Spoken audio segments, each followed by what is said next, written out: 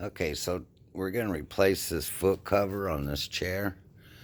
This is a GT700, but some chairs like this are the Ep7000. It should work the same.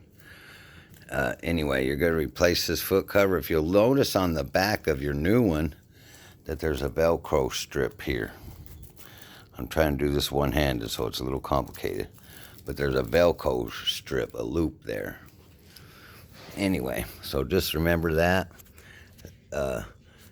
When you get in your chair, you're going to want to get a hold of the zipper, of course.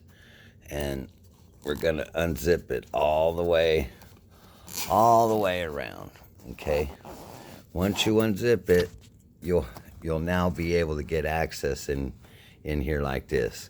You see this white stuff is your airbag, so be careful not to poke any knives or anything sharp and pop one of those airbags. Getting this out is complicated. Mine, I've already taken it out, but it is wrapped around this piece of airbag right here. That Velcro is wraps around this right here. So when you get in there, it might be difficult for you to get your fingers in there to get this thing off. If that's the case, if you're very careful, you could take a pair of scissors and actually cut that top strap. Let me back up here. You could take a pair of scissors and cut just real close right there and just cut that strap.